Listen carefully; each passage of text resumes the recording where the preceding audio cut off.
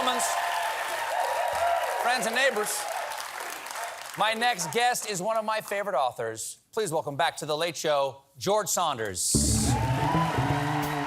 Hello, George. Good to see you.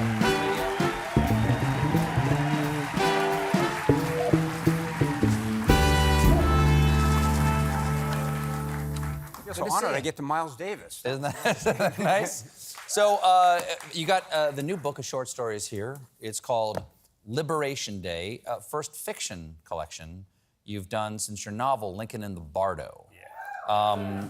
How do you decide what you're going to write? Because fiction is anything can happen. Yeah. After you write that novel, how do you decide what the next thing you're going to work on that's going to take years? Yeah. For me, honestly, it's just like fun. If it's not fun, I don't want to do it. And the most fun thing is if you start a story and you don't know what's going to happen. So just to kind of confuse yourself in that way and then just see where it goes. Because the idea is if I know too well what I'm going to do and I just do that, that's a big buzzkill. Like this, Gerald Stern, his poet, said, if you have to clean it up for TV, but he said if you start out to write a poem about two dogs making love, and you write a poem about two dogs making love, then you wrote a poem about two dogs making love. So the idea is and Einstein was a little more classy. He said, no worthy problem is ever solved on the plane of its original conception.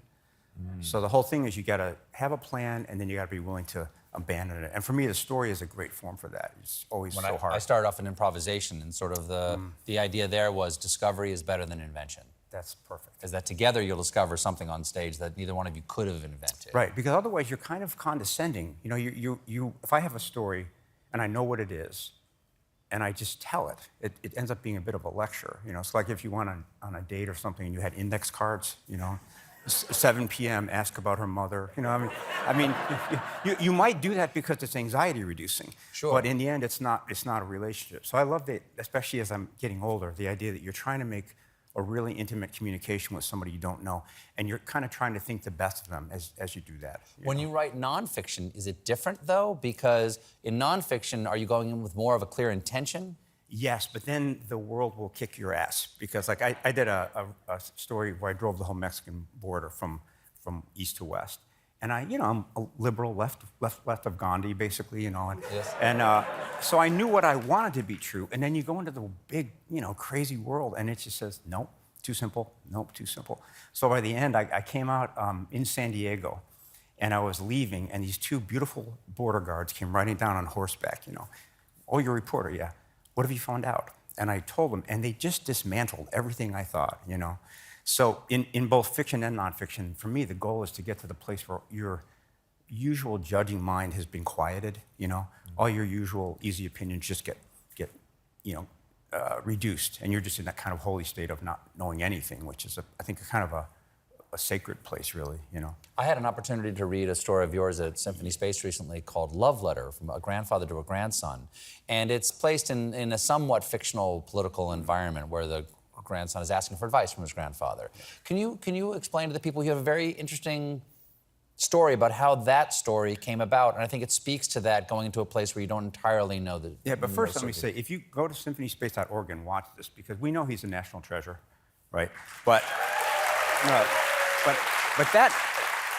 that night, we were there, Stephen read the story, and at the end of it, there was this moment of complete, you could have heard a pin drop, that people were stunned, and then there was this thunderous wave of applause, and I was so grateful. I mean, I liked the story okay before you read it, but after you read it, like, oh, that's pretty good. But thank you. That was just such a generous, amazing. Well, it was really my honor to read it, as I said. But it makes it easy when it's a really good story, and there's a very complex emotional intention for the character that you're reading. And I'm curious about where the complexity of that story, if you could give a thumbnail sketch of what it's about. Yeah, basically, it was before the 2020 election, and I was just feeling, agitated and pissed, and mostly I was feeling, are we really going to blow this thing? This beautiful country that we've made by kind of mutual consensus. Are we really going to let something so silly and comical, someone so silly and comical, bring it down? And it made me deeply sad. So I just did what I always do, which is I went into the writing room and I kind of typed up my sincere emotion. And then what I learned from Chekhov is you can write anything you want, but you have to attribute it. So I gave it to a grandfather. And the grandfather is writing kind of a letter of explanation or apology to his grandson, who's now living in this sort of autocratic regime. And he's just explaining, here's how it happened. And what you want to happen in a story is that it surprises you. So in that story, and you conveyed this so beautifully, he starts off saying, don't fight back, just enjoy what you can, just keep your head in the sand.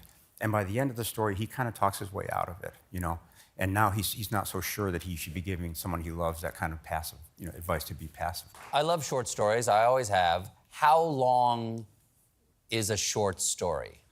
And that's a semi-serious question, because there's the short story that becomes the novella and the novella that becomes the novel. Do you know you're writing a short story when you start? And do you ever start a short story and go, you're a page in, and you go, I'm done? Yeah. That can happen. I've often started a story, and there's a kind of moment where a short story writer will go, "This might be the novel. I think this is it," And then you bloat it up for another 6 months, and you realize it actually worked. So, for me, I think like my little talent is kind of like you take one of those toy cars and wind it up, and then try to get it to go under the couch as fast as possible, just quick, But that's all it's going to do for now. Yeah, I think so. I think 15 to 20 pages is kind of the idea, But. Who knows? In one of your short stories in this, it's about an author, a writer, is having writer's block. Do you suffer writer's block, or have you in the past? And if so, what do you do? The best thing I've ever heard on this was David Foster Wallace said that writer's block is always a case of having stupidly elevated expectations. So you look at a blank page. I've got to be Tolstoy. You go for a walk. But if you have gotten in touch with your own revision process, then you're never blocked. You just type some crap. That's a technical thing. You type some crap. And then if you have taste, and if you believe in your taste, and you go back to what you've written, you tune it up, you cut some stuff, you improve it, put it away, come back the next day. So for me, it's like doing that hundreds, maybe even thousands of times. And the really wonderful thing is, if you're doing that, somehow the story gets smarter than you are. It gets wiser, it gets kinder, it gets funnier. So this guy I'm not so crazy about, But by the end of it, when a story's done, I feel like that guy I can live with him, So, yeah. You lived in Chicago. How long did you live in Chicago? 20 years, first 20 years, yeah. I lived there for 11 years. Tons of the people who actually work on the show are Chicago people, because a lot of people associate with improv from the show, and there's a big improv community there. I'm curious, what of Chicago exists in your work?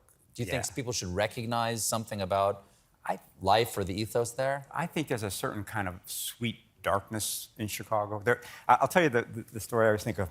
We had some neighbors. We didn't know them very well. But the woman's mother had passed away. So my dad goes to the funeral. And we don't know him very well. But he says to her, your mother lived to be 95.